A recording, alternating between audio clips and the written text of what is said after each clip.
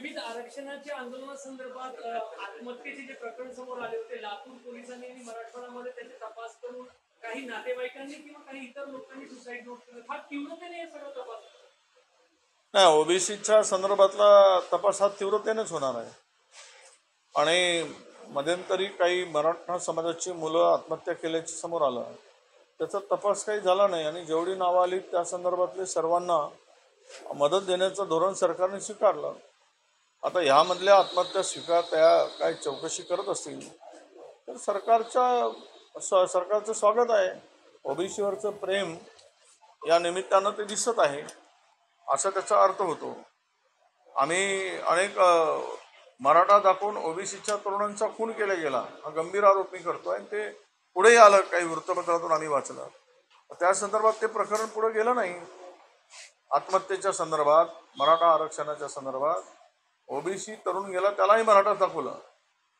तर हे सगळ्या गोष्टी ज्या काही चालल्या आहेत, पण यामध्ये गांभीर्य लक्षात घेतलं पाहिजे की समाजामध्ये या आरक्षणाच्या संदर्भात काय वेदना आहेत, त्यांच्या नातेवाईकामध्ये काय वेदना आहे, की या आरक्षणाच्या संदर्भामध्ये जे आरक्षण आता ओबीसीचं घालवू पाहतंय सरकार जरांगेंच्या माध्यमातून, तर मला हे वाटतं की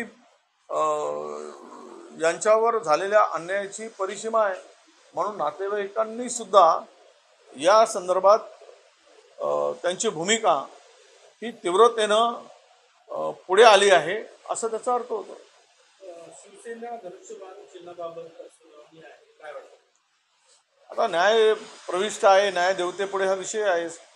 संविधानावर विश्वास असणारी मंडळी आहेत तिथे, काही का असेना काही प्रमाणात आहे. त्यामुळे संविधानावर आधारित हा निकाल उद्या येईल. कायद्याचं राज्य आहे, कोणीही कायदा मोडून कुठलाही निर्णय होऊ शकत नाही, घेऊ शकत नाही.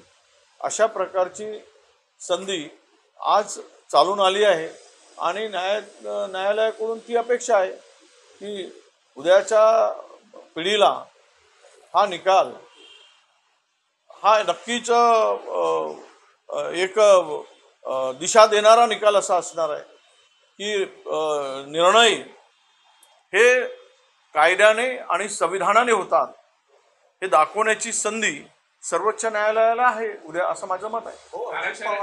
छगन भुजबळांसमोर नाराजी व्यक्त केली. काही विशिष्ट नेते जातीवर टोकाची भूमिका घेतात आणि त्यामुळं पक्षाची प्रतिमा संभ्रम निर्माण होत आहे. आता तो त्यांचा प्रश्न आहे, कोणामुळं काय त्यांचं नुकसान होत आहे त्यांनी तो निर्णय घ्यायचा आहे.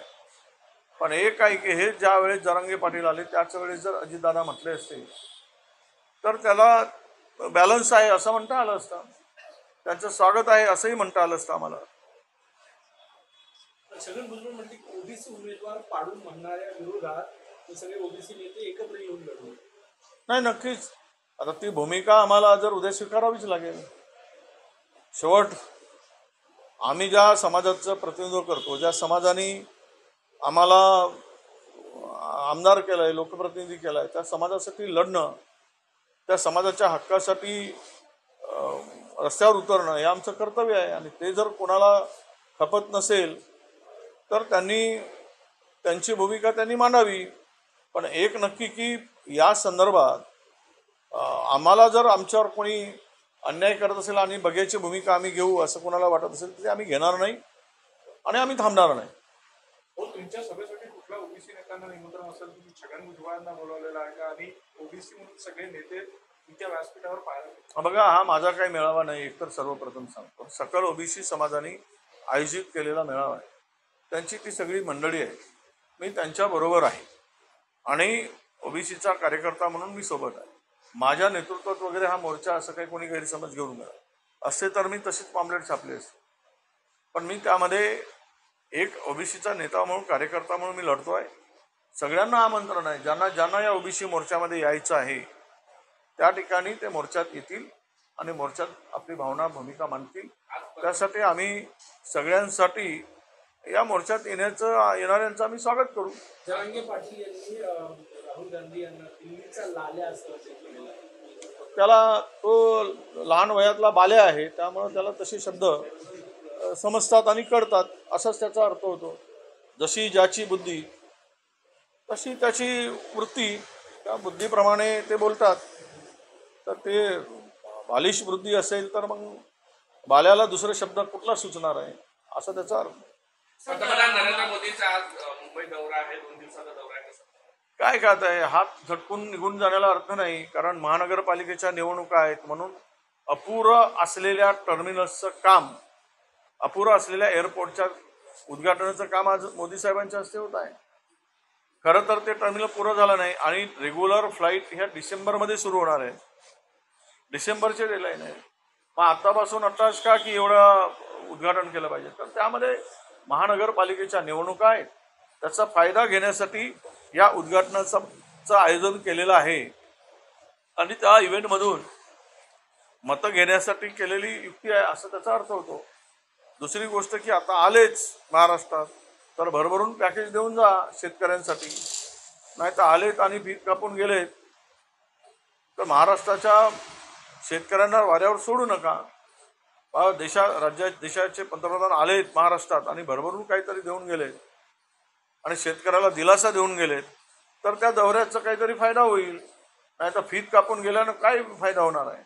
म्हणून आमची अपेक्षा आहे की मोठा पॅकेज शेतकऱ्यांसाठी घोषित करून मोदी साहेबांनी महाराष्ट्रातून जावं.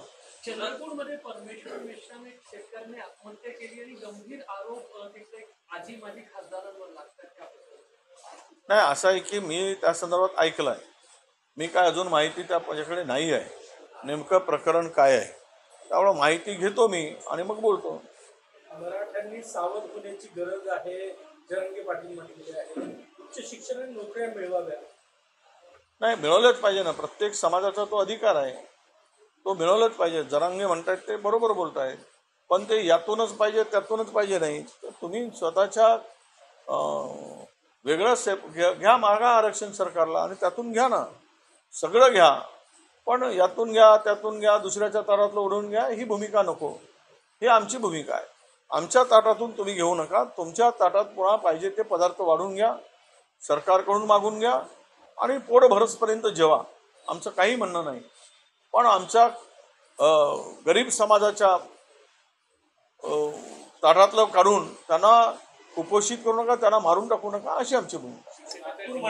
करण्यासाठी भाजपने मायक्रो प्लॅनिंग सुरू केली आहे. शासनाच्या योजना घरोघरी जाऊन ते माहिती देत आहे. काँग्रेसची काय स्थिती आहे? आले ना आता काय योजना आहे तर दिसतायच आहे.